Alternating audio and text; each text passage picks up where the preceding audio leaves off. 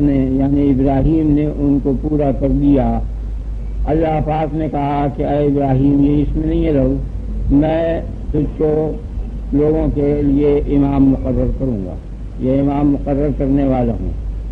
ابراہیم علیہ السلام نے کہا اور میری اولاد کو بھی امام مقرر کرنے والا ہے، یا میری اولاد کو بھی اولاد میں سے بھی بعض کو امام مقرر کر دے.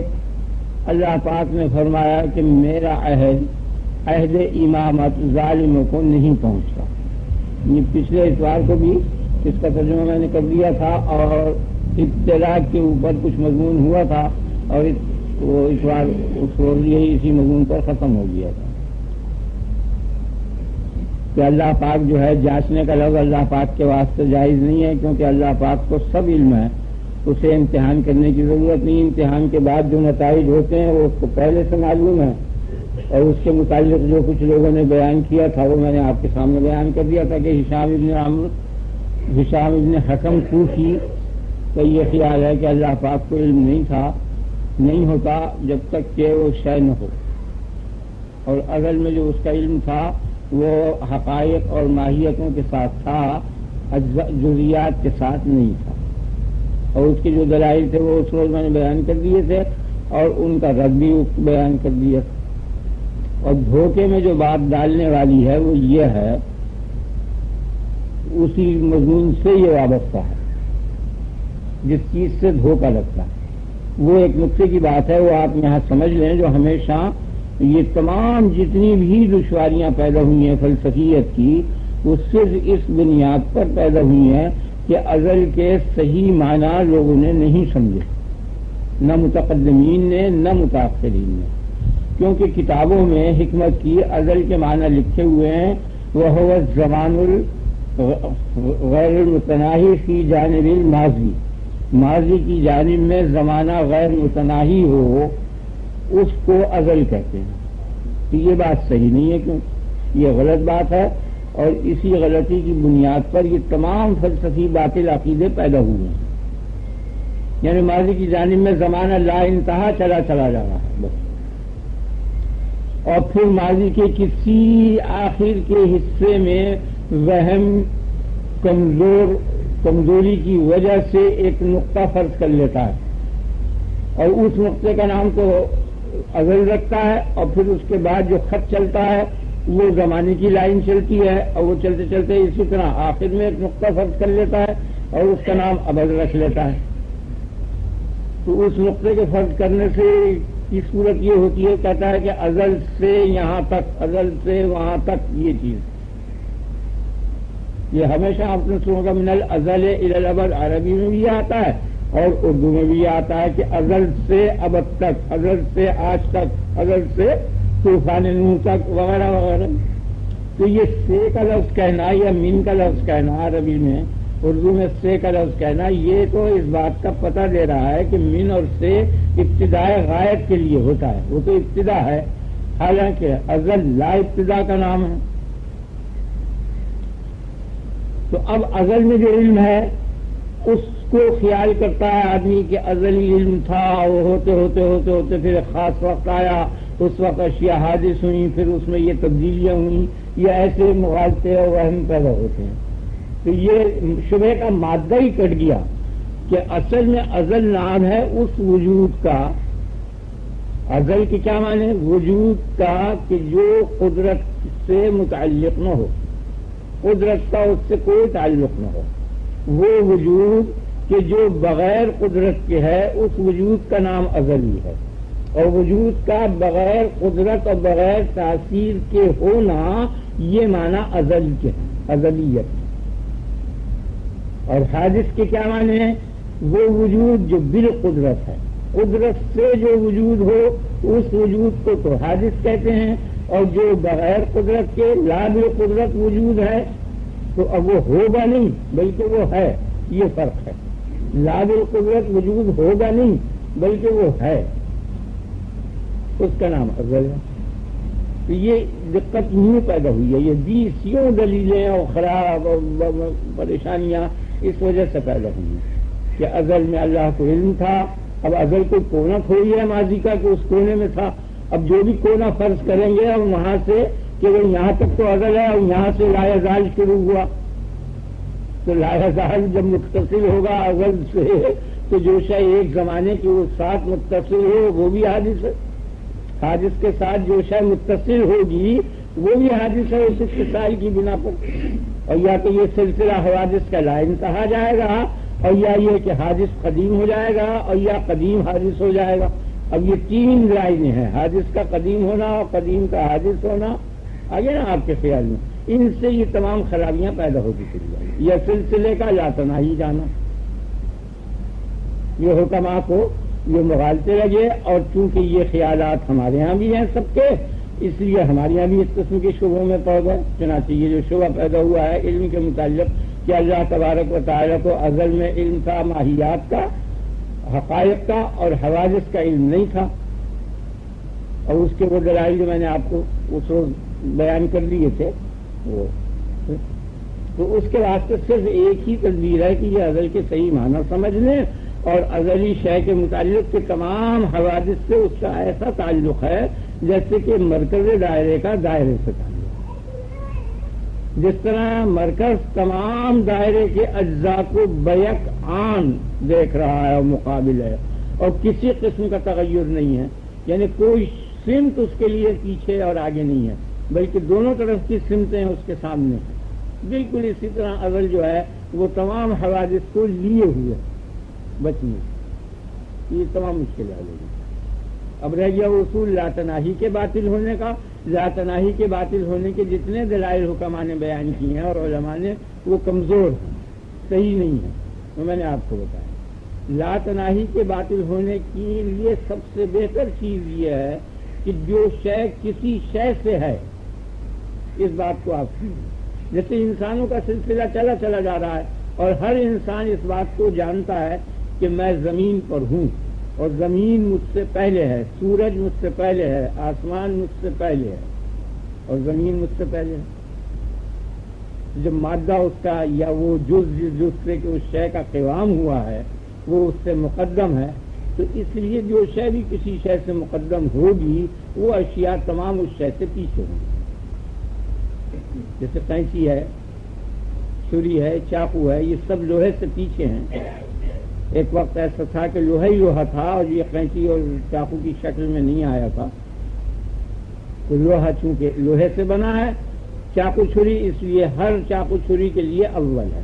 اسی طرح ان تمام انسان اور مرکبات کے لیے، مرکبات جتنے بھی ہیں وہ سب جو ہیں ان کے جو مفردات ہیں وہ اس سے مقدم ہیں، اور مقدم بالزمان ہے، اس لیے مرکبات کے لیے لا انتہا نہیں ہو سکتا۔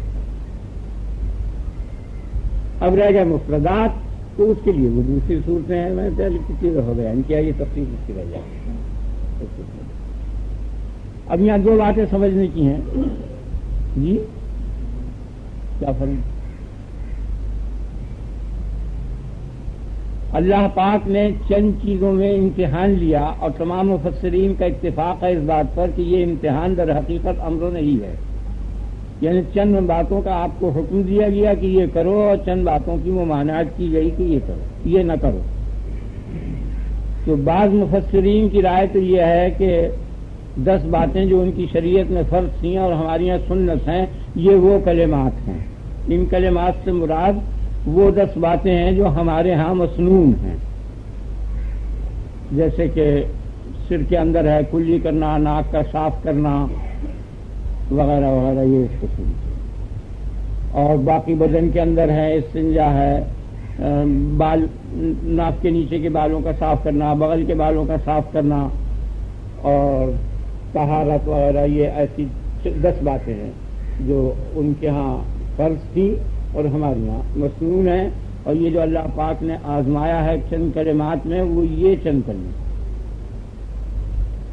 اور بعض مفسرین نے یہ کہا ہے کہ ان المسلمین والمسلمات والمؤمنین والمؤمنات والقانتین والقانتات والصادقین والصادقات والصابرین والصابرات والخاشعین والخاشعات والمتصدقین والمتصدقات والصائمین والصائمات والحافظین فروجہم والحافظات والذاکرین اللہ کثیرا والذاکرات، یہ 10 باتیں تو یہ ہیں۔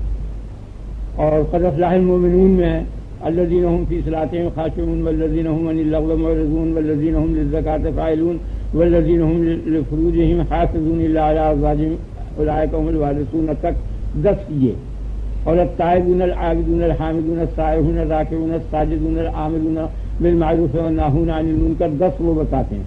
تو 30 باتیں یہ ہیں. ان 30 باتوں کا نام کلمات رکھا. اللہ نے ان 30 باتوں میں آزمایا. اب بعض لوگوں نے یہ کہا ہے کہ ایک دوسری صورت ہے اس میں بھی 10 باتیں ہیں کہ نہیں 40 میں آزمایا اور 40 باتوں میں حکم دیا کہ ان میں سے بات کرو اور بات نہ کرو اور ان سب میں وہ پورے اتر آئے. اور بعض مفسرین نے یہ کہا ہے کہ یہ نجوم اور شمس و قمر سے یہ جو ہے فلما جن علیہ اللیل رأى کوكبا، اس میں جو یہ 3 مضمون تو یہ ہیں کہ انہوں نے تارے کو دیکھا، پھر چاند کو دیکھا، پھر سورج کو دیکھا. یہ ان کلمات میں آزما. بہرحال کلمات کے متعلق یہ تمام تفصیلیں موجود ہیں. اور بعض مفسرین نے یہ کہا ہے کہ نہیں، یہ اسی آیت کے بعد جو مضامین ہیں، انی جاعلک للناس خلیفہ وجاعل البیت مثابۃ للناس طاہرا بیتی للطائفین والعاکفین والرکع السجود، اس آیت کے بعد جو مضامین ہیں اور بعض ٹکڑا اس آیت میں بھی ہے، ان کلمات سے آزمایا. یہ تمام رائے مفسرین کی مختصر سی ہیں جو میں نے آپ کو بتا دیں. بعض کلمات اور یاد آئیں گے تو میں آپ کو بتا دوں گا، باقی اصولی طور پر یہ. اب یہاں یہ گفتگو ہے کہ پہلے آزمایا اور پھر امام بنایا، جاعلک للناس اماما، یا پہلے ہی وہ نبی تھے اور اس کے بعد یہ آزمایا. تو جو لوگ یہ کہتے ہیں کہ آگے کا جو مضمون ہے یہ آزمائش ہے اور یہ امر نہیں ہے، ان کے اوپر یہ اعتراض ہوتا ہے کہ یہ تو جب اللہ تبارک و تعالی نے ان کا امتحان لیا اور ان کو پورا وہ اس امتحان میں اتر آئے تب نبی کیا ہے. اور اس قول کے مطابق انی جاعلک للناس سے امامہ جو ہے یہ امتحان میں آ جائے گا. آپ نے خیال کر لیا. تو اب سوال یہ ہے کہ نبوت سے قبل امام انی جاعلک للناس سے امامہ کہا یا نبوت کے بعد کہا؟ اگر نبوت سے پہلے کہا کہ تم ان کلمات میں پورے اترو اور امر نہیں کیا تو یہ بات عقل میں نہیں آتی، اس لیے کہ وہ کیسے کر سکتے تھے جب تک کہ ان کو وحی نہ ہو کہ یہ من جانب اللہ ہے، یہ تمام کلمات اور یہ تمام امر نہیں. اس کے بغیر وحی کے وہ کیوں کر ان کو پورا کر سکتے تھے؟ اس لیے یہ کہنا کہ نبوت کے بعد ہوا، معتزلہ کا عقیدہ یہی ہے، یہ صحیح نہیں. اب بعض لوگوں نے کہا کہ نہیں، یہ نبوت کے بعد ہوا. تو نبوت کے بعد جب یہ امر نہیں ہوا ہے تو نبوت تو انی جاعلک للناس سے امامہ میں امام کے معنی ہی نبوت کے ہیں، تو انی جاعلک للناس سے نبیہ یہ معنی ہو. آپ نے خیال کیا تب بھی وہ پورا کچھ نہیں ہوتا. تو نبوت سے پہلے اگر یہ امتحان ہے تب تو وہ امتحان کے جتنے اوامر و نواہی ہیں ان کا پتہ چل نہیں سکتا بغیر وحی کے. اور نبوت کے بعد اگر یہ ہے تو انی جاعلک للناس سے امامہ جو ہے یہ اس کے خلاف پڑ رہا ہے، کیونکہ تمام مفسرین کا اس بات پر اتفاق ہے کہ امام کے یہاں معنی نبی کے ہیں. یہ 2 گروہ بس 2 رائے ہوں گے اور دونوں میں یہ دشواری. میں نے یہ بات کہی، ایک بات میری سمجھ میں آئی کہ نہیں، یہ امتحان جو ہوا ہے یہ نبوت کے دور میں ہوا ہے. یعنی یہ کہنا کہ یہ کر اور یہ نہ کر یہی نبوت ہے. نبی تو وہ ہو چکے. اور پھر انی جاعلک للناس سے امامہ کے معنی نبوت کے نہیں ہیں بلکہ انی جاعلک للناس سے رسولہ. جب تم خود پورے اتر آئے نبوت میں اور احکام الہی کو پورے طور پر تم نے ادا کر لیا تو اب تم تمام لوگوں کو احکام الہی نافذ کرو اور ان کو ہمارے راستے پر لاؤ. تو اب یہ بالکل ٹھیک ہو گیا. اگر امام کے معنی نبی کے لیں گے تو بڑی دقت ہوگی، بلکہ یہاں امام سے مراد رسول ہے. اور جب ان کلمات میں آزمایا اور آزمانے کے بعد انہوں نے اسے پورا کر دیا تو یہ دور خلاف نبوت نہیں ہو سکتا، یہ نبوت ہی کا دور. آپ نے خیال کر لیا؟ میرے خیال میں صاف ہو گیا. انی جاعلک للناس سے امام، امام کے معنی وہ شخص یا وہ چیز کہ جس کی اقتدا کی جائے، خواہ وہ چیز انسان ہو یا غیر انسان. جیسے وَكُلَّ شَيْءٍ أَحْصَيْنَاهُ فِي إِمَامٍ مُبِينٍ. وَمِن قَبْلِهِ کتاب موسیٰ اماما ورحمہ. امام موسیٰ کی کتاب جو تھی وہ امام تھی، حالانکہ وہ انسان نہیں. امام کا لفظ بولا جاتا ہے اس چیز پر کہ جس چیز کی اقتدا کی جائے، خواہ وہ چیز انسان ہو یا کوئی کتاب ہو یا کوئی علمی مضمون ہو، کچھ بھی ہو، سب کچھ شامل ہو. یہ ایک قید میں نے ایسی صحیح لگا دی تاکہ کتاب وغیرہ اس میں سب شامل ہو جائیں، ورنہ عام طور پر امام اس شخص کو کہتے ہیں کہ جس کی اقتدا کی جائے، خواہ گمراہی میں اقتدا کی جائے. ائمۃ یہدون بامرنا، یہ نیکی میں ائمت ہے. ائمۃ یدعون الی النار، وہ آگ کی طرف دعوت دے رہے تھے، وہ بھی امام کہلاتے تھے. تو ضلالت و گمراہی میں اگر اقتدا کی جائے کسی شخص کی تو وہ امام ضلالت ہے. ہدایت میں اگر اقتدا کی جائے تو وہ امام ہدایت ہے. باقی مطلق امام کا لفظ جب بولا جاتا ہے تو امام ہادی پر اکثر بولا جاتا ہے. کبھی ایسا بھی ہوتا ہے کہ قید کے ساتھ بھی امام ہادی آتا ہے، جیسے وجعلنا للمتقین اماما، ہم کو متقیوں کا امام کر دے، تو متقی کی قید لگ گئی آگے نا آپ کو. تو یہاں نیک اور امام ہادی کے لیے یہ لفظ امام آیا، آپ کی سمجھ میں آ گئی نا. قال ومن ذریتی وبعث ذریتی، میری بعضی اولاد کے کو بھی امام کر دے. قال لا ینال عہد الظالمین، اللہ نے کہا کہ یہ عہد میرا جو ہے ظالم کو نہیں پہنچتا. عہد کے معنی ہے قصد مصمم کسی فعل کے لیے کرنا اور اس کا اظہار کسی شخص پر کر دینا. فعل کیا؟ قصد مصمم کا اظہار کسی شخص کے سامنے کسی کی بابت کر لینا، بس اس اظہار کا ہی نام عہد ہے.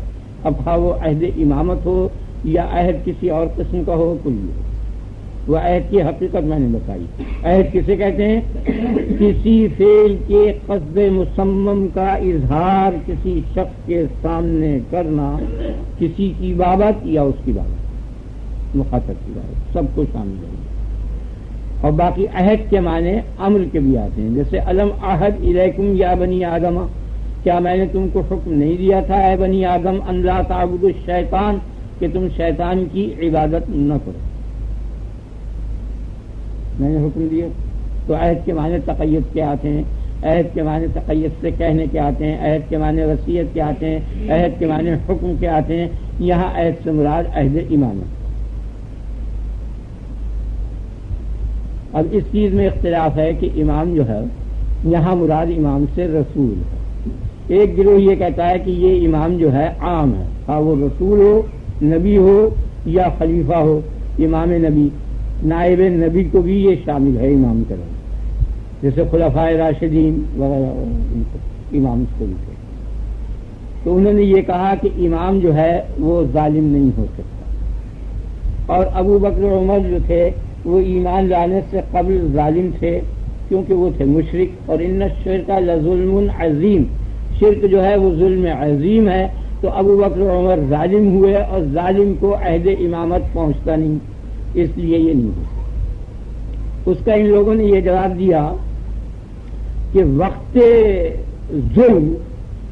ظلم کے وقت، جس وقت وہ ظالم تھے اس وقت عہد امامت نہیں پہنچتا، لیکن جب وہ طائب ہو گئے اور طائب ہو کر مومن ہو گئے تو اس وقت ان کو عہد امامت پہنچتا ہے. یہ اہل سنت نے اس کا جواب دیا. آپ کی سمجھ میں بات آ گئی نا؟ تو انہوں نے یہ کہا کہ نہیں، ظالم کا لفظ جو ہے وہ مطلق ہے، وقت ظلم پر بھی وہ ظالم کہلائے گا اور وقت سے قطع نظر کر کے مطلق ظالم کا اطلاق اس پر ہو سکتا ہے. اس لیے کہ عہد نبوت جو ہے وہ طرفۃ العین بھی اگر کفر کرے گا تو اس کو نہیں پہنچنا. اسی طرح عہد امامت یہ ان کا، لیکن یہ صحیح نہیں ہے. آپ غور کریں، میں ایک بات کہہ رہا ہوں، آج آہستہ ہی آہستہ بولوں گا، میرا دماغ بھی ٹھیک نہیں ہے، بیمار ہوں میں. ان ربک لذو مغفرۃ للناس علی ظلمہم، تیرا رب جو ہے بڑا بخشنے والا ہے کہ لوگوں کو کب علی ظلمہم، ان کے ظلم کے وقت. علی جو ہے حال کا ہے، اے حال کونہم ظالمین، ظالم ہونے کے وقت وہ ذو مغفرت ہے. پھر یہ کوئی ضروری بات نہیں، بلکہ وہ ظالم ہونے کے وقت بھی ذو مغفرت ہے اور اس وقت جو ہے عہد امامت پہنچ سکتا ہے. آگے آپ کے خیال. اب یہاں دو گروہ ہیں، ایک گروہ تو ابو بکر عمر کی خلافت کے مخالف ہے اور ایک گروہ جو ہے وہ مطلق امام کہ آیا امام فاسق اور عاصی ہو سکتا ہے یا نہیں ہو سکتا، یہ اہل سنت والجماعت کا آپس میں اختلاف ہے۔ ایک تو اہل سنت والجماعت کا شیعہ سے اختلاف ہے، وہ تو ابو بکر عمر اور خلفائے راشدین کے سلسلے میں ہے۔ ایک اس کے علاوہ امام جہاد اور امام سیاست اور امام صلاح جو ہے اس کے متعلق ہے کہ وہ عاصی ہو سکتا ہے یا نہیں ہو سکتا۔ تو بڑی جماعتیں، متعدد جماعتیں جو ہیں وہ اس طرف ہیں کہ عاصی امام نہیں ہو سکتا، مگر امام ابو حنیفہ کے نزدیک اور حنفی مذہب میں اور بعض محققین کے نزدیک امام عاصی ہو سکتا ہے، یعنی ظالم فاسق امام ہو سکتا ہے۔ اور حدیث شریف میں آیا ہے کہ صلو خلف کل بر و فاجر، ہر نیک و بد کے پیچھے نماز پڑھو۔ یہ دو اختلاف ہیں۔ ایک مناظرہ ہوا تھا یہاں خان بہادر حبیب الرحمان کے ہاں، ابو الحسن بالجرانی مصطفیٰ جوہر کو لائے تھے، تو انہوں نے کہا بھائی سنی شیعہ کا مسئلہ چلے، دو مسئلوں پر گفتگو متع پر، تو ان کیا ہے، اور ایک یہ امامت کے سلسلے میں۔ تو میں اس سلسلے میں ایک مختصر سی بات بیان کر دیتا ہوں، تفصیل بہت ہے، اس پہ ایک رسالہ اتنا موٹا لکھا جا سکتا ہے، کچھ مضمون میرے خیال میں ہے، میں انشاءاللہ ذرا طبیعت ٹھیک ہو جائے تو تفصیل سے بیان بھی کر دوں۔ اصل میں بات یہ ہے کہ یہ جتنی بھی صفتیں بیان کی گئی ہیں، آپ دیکھیے ایک کلیہ قاعدہ سمجھ لیجیے، اس قال ربک للملائکۃ انی جاعل فی الارض خلیفہ، جب تیرے رب نے فرشتوں سے یہ کہا کہ میں زمین میں ایک اپنا نائب مقرر کرنا چاہتا ہوں، قالوا اتجعل فیہا من یفسد فیہا ویسفک الدماء، تو انہوں نے دو عیب بیان کیے کہ اتجعل فیہا فی الارض من یفسد فیہا، جو بدامنی پھیلائے گا اور خونریزی کرے گا، خون بہانا اور بدامنی پھیلانا، یہ دو عیب انہوں نے ظاہر کیے کہ جس میں یہ دو عیب ہوں وہ مستحق خلافت نہیں ہے، یہ ملائکہ نے اپنا خیال ظاہر کیا، اور استحقاق خلافت کے لیے یہ کہا کہ وَنَحْنُ نُسَبِّحُ بِحَمْدِكَ وَنُقَدِّسُ لَكَ، اور تیری تسبیح و تقدیس کے لیے ہم کیا کچھ کم ہیں جو دوسروں کی تلاش ہو رہی ہے، ایسے برے لوگ کے جو خون بہائیں اور بدامنی پھیلائیں ان کی کیا ضرورت ہے، تیری تسبیح تقدیس کی ضرورت ہے، اور تو چاہتا ہے تو ہم کیا کچھ کم ہیں، ہم بہت کچھ تسبیح تقدیس کر رہے ہیں، یسبحون اللیل والنہار لا یفترون، دن رات بے تکان تسبیح کرتے ہیں، کچھ ہے بھی۔ تو اس نے تحدید اجمالی کی، قال انی عالم ما لا تعلمون، تم کیا جانو کہ مستحق خلافت کون ہے، میں جانتا ہوں، دھمکا دیا۔ تو اگر یہ بات خلافت کی مقتضی تقدیس اور تسبیح اور نیکی ہوتی تو وہ اپنے اس خیال میں صحیح ہوتے، اور یہ تحدید اجمالی جو اللہ تعالیٰ نے بیان کی ہے، انی عالم ما لا تعلمون، اور آگے تفسیر سے کہا کہ قال علم اقول لکم انی عالم غیب السماوات والارض، بہت پیچھے گزر چکا مضمون، تو یہ نہ ہوتا، نہ تسبیح تقدیس چاہتی ہے خلافت کو اور نہ خونریزی مانے خلافت، وہ تو صرف مقصد یہ ہے کہ احکام جو ہیں، تنفیذ کے احکام جو ہیں، احکام کی تنفیذ جو ہے وہ صحیح ہو جائے، خلافت کا صرف اتنا مقصد ہے، اور اس کے اندر کوئی تقدس اور طہارت کی ضرورت نہیں ہے، خواہ وہ امام صلاۃ ہو یا امام جہاد ہو، اس مسئلے کو آپ اچھی طرح سمجھ لیں، اور یہی ہماری رائے ہے، یہ صحیح ہے۔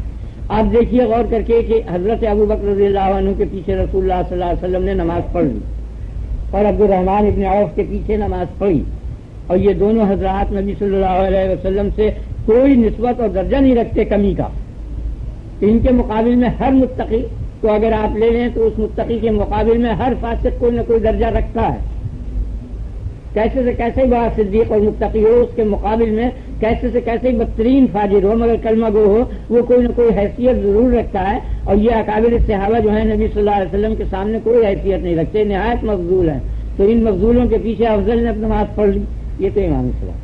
اور امام جہاد کے متعلق یہ ہے کہ دو نبیوں کی موجودگی میں وقال لهم نبيهم ان الله قد بعث لكم طالوت ملكا، اس زمانے کے نبی نے ان سے کہا، ان کے نبی نے ان سے کہا کہ اللہ نے طالوت کو تمہارے لیے بادشاہ مقرر کیا ہے اور خلیفہ اور امام، تو اس پر انہوں نے کچھ اعتراض کیا، اور وہ اس کا جواب دے دیا آگے قرآن میں سب تفصیل موجود ہے۔ وقتل داؤد و جالوتا، اور داؤد نے جالوت کو قتل کر دیا، وآتاہ اللہ الحکم ما یشاء، اللہ نے اس کو حکم دیا۔ تو اس وقت دو نبی موجود تھے، ایک وہ نبی جس نبی کے ذریعے طالوت کو خلافت ہوئی، اور ایک داؤد علیہ السلام، دو نبیوں کی موجودگی میں طالوت خلیفہ ہو گیا، اور ان دونوں سے یہ گھٹیا اور کم کر دیا، یہ تو گویا شرعی چیز ہے، تو اس لیے اس کی کوئی ضرورت نہیں۔ اس کے علاوہ یہ آیت جو میں نے آپ کے سامنے پڑھی، قال ربنا ظلمنا انفسنا وعصى آدم ربہ فغوى، یہی بحث چلی تھی وہاں، تو انہوں نے یہ کہا تھا کہ چونکہ یہ لوگ ظالم ہیں اور ظالم کو عہد امامت نہیں پہنچتا، تو میں نے یہ کہا کہ جب خلیفۃ اللہ جو ہے ایسا آدم ربہ فغوا، خلیفۃ اللہ آسی ہو گیا تو خلیفۃ الرسول بیچارہ کس گنتی میں ہے اگر وہ آسی ہو جائے؟ تو عصیان منافی ہے، خلافت نہیں۔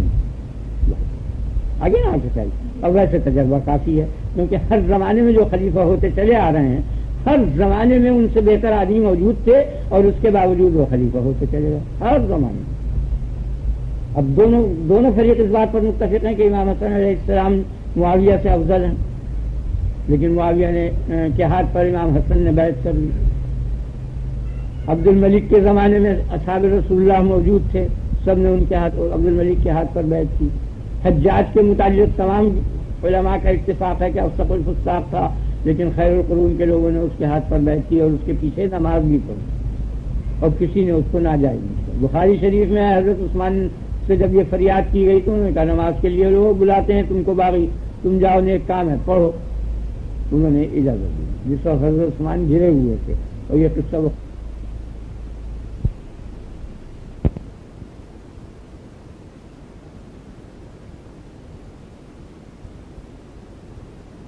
پورے طور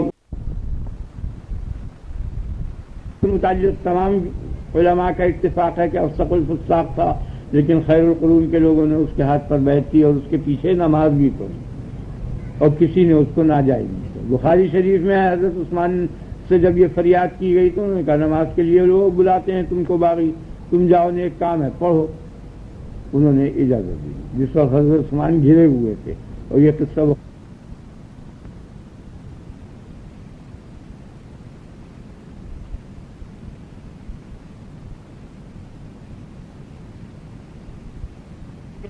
طور پر طے ہو گیا کہ یہ امامت کے لیے کوئی شرط نہیں ہے، بس اللہ اگر کسی کو امام مقرر کرے تو وہ نبی ہے، اور اس کے علاوہ دوسرا امام جو ہے نبی کے بعد کا اس کے لیے کوئی شرط نہیں ہے۔ بس یہ طریقہ یہ ہے کہ نماز فرض ہے، ایک اصولی بات آپ سمجھ لیں، نماز ادا کرنی ہے تو نماز کا ادا کرنا جن جن چیزوں پر موقوف ہے، واجب کا جو مقدمہ ہے وہ واجب ہوتا ہے ایک اصولی چیز یہ سمجھ، مقدمے کے معنی ذریعہ، موقوف علیہ، اگر کوئی شے کسی شے پر موقوف ہو تو پہلے اس کو کریں گے پھر جا کے وہ شے ہوگی۔ اب جب نماز جیسے ہے تو نماز موقوف ہے وضو پر، تو وضو مقدمہ نماز کا ہو گیا تو وضو بھی واجب ہو گیا۔ آگے نا آپ کے خیال میں تو اب وضو ہو نہیں سکتا بغیر پانی کے، اور پانی ہو نہیں سکتا بغیر کنویں کے، اور کنواں ہو نہیں سکتا بغیر آدمیوں کے جو کھودیں کنویں کو اور مٹی کے برتن بنائیں، اور وہ آدمی کام نہیں کر سکتے جب تک کہ ان کو غذا نہ ملے، تو وہاں گویا ایک بازار اور ایک ہوٹل بھی ہونا چاہیے کھانے کی چیزیں وغیرہ۔ آگے نا آپ کے خیال میں تو جتنے بھی موقوف علیہ ہیں واجب کے وہ سب کے سب جو ہیں لازمی اور ضروری ہیں۔ تو جس شخص کے ذمے واجب کا ادا کرنا ہے اسی شخص کے ذمے اس واجب وہ واجب جس شے پر موقوف ہے اس کو بھی مہیا کرنا۔ وہ ایک اصولی چیز یہ سمجھیں کہ مقدمہ واجب جس شخص پر واجب ہے اس واجب کا مقدمہ بھی اسی شخص پر ہے، اور جتنے مقدمات واجب ہیں ان سب کا آخری مقدمہ جو ہے وہ سیاست ہے اور خلافت۔ بغیر خلافت کے انتظام ہو نہیں سکتا اور امن قائم ہو نہیں سکتا، اس لیے واجب کے ادا کرنے کے لیے خلافت کی ضرورت پڑی، اور اگر واجب بغیر خلافت کے ادا ہو جائے تو خلیفہ کی ضرورت نہیں، تنہا آدمی جنگل میں رہے وہاں کوئی ضرورت نہیں۔ آگے نا آپ کے خیال میں یہ اصولی چیز ہے، اسے سمجھنے کی بات ہے۔ میں نے کیا بیان کیا آپ کے سامنے؟ یہ بات بیان کی کہ واجب جس شے پر موقوف ہے اس شے کا مہیا کرنا بھی اسی صاحب واجب پر ہے، کیا نا؟ تو امامت اور خلافت کا تقرر جو ہے وہ خلق کے ہاتھ میں ہے، خالق کے ہاتھ میں نہیں۔ خالق نہیں مقرر کرے گا بلکہ خلق خود اپنے انتظام کو قائم کرنے کے واسطے اپنے انتظام کرانے والوں کو مقرر کرے گی۔ تو نصب امام جو ہے وہ خلق کے اوپر ہے عقلاً، اور اس کے علاوہ کسی اور مزید چیز کی ضرورت نہیں ہے۔ اس کے میرے خیال سے صاحب آگے نا. اب وہ لوگ یہ کہتے ہیں کہ نفس، یعنی اگر نبی صلی اللہ علیہ وسلم کسی کے متعلق کہہ دیں کہ میرے بعد یہ امام ہوگا تو یہ ظاہر ہے کہ اس کو ہونا چاہیے امام، لیکن ایسا کوئی نفس نہیں ہے، اس لیے کہ یہ نفس جو ہے کہ اس کی موجودگی میں، اس کے علم میں، اس کی معلومیت کی تقدیر پر اگر اس کو چھپایا گیا تو جتنے بھی چھپانے والے تھے وہ سب کے سب شر امت. اور ان کے متعلق اللہ پاک نے فرمایا کہ تم خیر امت، تم بہترین امت ہو. اور جب ایسا نص عظیم اور نص صریح جو ہے چھپا دیا گیا، آگے نا آپ کے خیال تو وہ سب اخفا کرنے والے جو تھے ظالم ہوئے اور پوری کی پوری قوم تباہ ہو گئی. اور اگر مخالف یہ کہا کہ ہم اسے تسلیم کرتے ہیں تو پوری قوم تباہ ہو گئی، تو اس صورت میں پھر یہ قرآن کی نقل غیر معتبر ہو جائے گی، وہ خلافت کے ساتھ ساتھ اسلام باطل ہو جائے گا. لیکن آپ سمجھے نا میری بات کہ انہی ظالموں نے، وہی ناقلین ہیں اس تمام دین کے، تو ان کی نقل غیر معتبر ہو جائے گی. جب ان کی نقل غیر معتبر ہو جائے گی تو دین اسلام ختم ہو جائے گا. لیکن دین اسلام باقی ہے تو معلوم ہوا کہ اس کے ناقلین جو ہیں وہ حق پر ہیں، وہ شر میں. اور اگر یہ کہا جائے کہ بعض لوگوں کو خفیہ طریق پر معلوم ہوا تو یہ ہو سکتا ہے کہ خبر واحد جو ہے وہ کاذب ہو، امکان ہے اس کے شروع کا، اور انہوں نے چھپایا تو وہ تو خود اپنے طریقے پر گئے گزرے ہوئے، اور جس وقت اس کا ظہور ہوا اس وقت وہ بیکار ہو گیا، کوئی فائدہ نہیں تھا. میری بات سمجھ آ گئی نا. اور بہرحال حضرت علی علیہ السلام کو، حضرت علی کرم اللہ وجہہ کو اس بات کا علم تھا یا نہیں تھا؟ دو سوٹ میں. اگر یہ کہا جائے کہ حضرت علی کرم اللہ وجہہ کو علم تھا کہ مجھ کو خلیفہ رسول اللہ صلی اللہ علیہ وسلم نے کیا ہے اور پھر انہوں نے اس کا اظہار نہیں کیا تو اس نہ کرنے یہ گویا پھر صحیح نہیں کیا، انہیں چاہیے تھا کہ حق کا اظہار کرے. اور اگر یہ کہا جائے کہ فتنے کو پیدا کرنے کی غرض سے کہ فتنہ پیدا نہ ہو اس نیت سے اسے چھپایا تو یہ کچھ ضروری بات نہیں ہے. دین کے اظہار میں کوئی فتنہ نہیں ہے. خیبر کو الٹ دیا، وہاں تقیہ وغیرہ کی ضرورت کیا؟ ایسا قوی القوا آدمی، اتنا بڑا آدمی، وہ کیا ڈرے گا ابو بکر عمر سے جو بالکل مالی حالت بھی ان کی صحیح نہیں تھی اور بہت کمزور تھے حیثیت سے، عمر کے لحاظ سے بھی اور تمام لحاظ، اور ان کے ساتھ سب قوی لوگ بھی موجود. بہرحال وہ خیال ہو گیا. آگے نا آپ کے ساتھ اب لگیا خلافۂ ثلاثہ کی خلافت کے متعلق، تو اس کے متعلق بالکل بین طریقے پر جو آیت ہے اور دلیل ہے اس کو آپ سمجھ لیں اچھی طرح سے. وَسَيَجَنَّبُهَا الْأَتْقَى الَّذِي يُؤْتِي مَالَهُ يَتَزَكَّىٰ، ان قریب بچا دے گا. أَنذَرْتُكُمْ نَارًا تَلَظَّىٰ، میں تم کو ڈراتا ہوں دہکتی ہوئی آگ سے. لا يصلها الا الاشقى الذي كذب وتولى، نہیں داخل ہوگا اس دہکتی ہوئی آگ میں مگر وہ شخص جس نے جھٹلایا اور منہ پھیرا. وسيجنبها الاتقى الذي يؤتي ماله يتزكى، اور ان قریب اللہ تعالیٰ اس آگ سے اس اتقى کو بچائے گا. کس اتقى کو؟ کہ جو دیتا ہے اپنا مال نفس کے سنوارنے کے لیے اور سدھارنے کے لیے. وما لأحد عنده من نعمة تجزى، اور کسی کا اس پر احسان نہیں ہے کہ وہ اس احسان کے پلٹے میں لوگوں کے اوپر بھلائی، لوگوں کے ساتھ بھلائی کرے، بلکہ بغیر کسی احسان کے اتارے براہ راست لوگوں کے ساتھ بھلائی کرتا. یہ آیت بین دلیل ہے حضرت ابوبکر کی خلافت. یعنی اللہ تبارک و تعالیٰ نے یہ فرمایا ان اکرمکم عند اللہ اتقاکم، بے شک تم میں سب سے زیادہ افضل وہ شخص ہے جو اللہ کے نزدیک وہ شخص ہے جو تم میں سب سے زیادہ متقی ہے، یعنی اتقی ہے. تو اتقی کی بابت فرمایا کہ وہ اکرم ہے اور افضل ہے. آگے نا آپ کے خیال. اور اتقی کون ہے؟ وَسَيَجَنَّبُهَا الْأَتْقَى الَّذِي، اتقی وہ شخص ہے الَّذِي يُؤْتِي مَالَهُ يَتَزَكَّىٰ، کہ جو اپنا مال اللہ کی راہ میں دیتا ہے اصلاح نفس کے لیے اور تزکیہ نفس کے لیے. پہلی قید تو یہ ہے. تو حضرت علی مالدار نہیں تھے اس لیے وہ تو یؤتی مالہ یتزکیٰ سے نکل گیا. اور دوسری قید یہ لگائی وَمَا لِأَحَدٍ عِندَهُ مِن نِعْمَةٍ تُجْزَىٰ من نعمة من احسان، کوئی احسان اس کے اوپر کسی دوسرے شخص کا نہیں ہے کہ اس احسان کے اتارنے کے لیے وہ مال خرچ کرتا ہو. یعنی وہ صاحب ممنون احسان نہیں ہے وہ شخص، وہ اتقی. آگے نا. اور حضرت علی رسول اللہ صلی اللہ علیہ وسلم کے ممنون احسان دنیاوی بھی تھے، آپ نے ان کی پرورش و تربیت کی. اس لیے آگے نا آپ کیا. تو اب یہاں اتقی سے مراد یا ابو بکر ہیں یا علی ہیں، دونوں میں سے ایک ہے. تو علی ہو نہیں سکتے، لہذا اتقا ابو بکر، اور اتقا جو ہے وہ اکرم ہے اور افضل ہے، تو حضرت ابو بکر جو ہے وہ افضل ہے، آگے نا آپ کے خلاف۔ اور یہ دلیل میں اس کا قائل نہیں کہ جو افضل ہے وہ مستحق کے خلاف ہے، افضلیت تو قطعی ثابت ہے افضلیت، لیکن یہ خلافت کا ثبوت جو ہے یہ تو رائے عامہ پر ہے، قوم نے ان کو منتخب کیا، اور منتخب اگر وہ چاہتی حضرت ابو ہریرہ کو منتخب کر لیتی تو وہ خلیفہ ہو جاتے، حضرت علی کو کر لیتی وہ ہو جاتے، تو ہو جاتے۔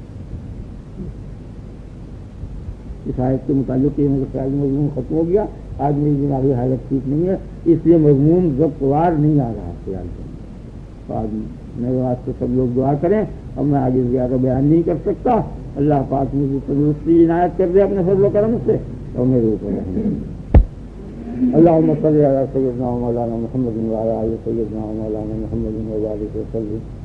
اللہ اللہ اللہ، ربنا ربنا ربنا، یا جامع الناس اليوم لا ريب فيه، یا جامع الناس اليوم لا ريب فيه، یا جامع الناس اليوم لا ريب فيه، قل رب اغفر وارحم وانت خير الراحمين، ربنا لا تزغ قلوبنا بعد إذ هديتنا وهب لنا من لدنك رحمة إنك أنت الوهاب۔ اللهم إنا نسألك اليقين، اللهم إنا نسألك العفو والعافية في الدنيا والآخرة۔ سبحان ربك رب العزة عما يصفون وسلام على المرسلين۔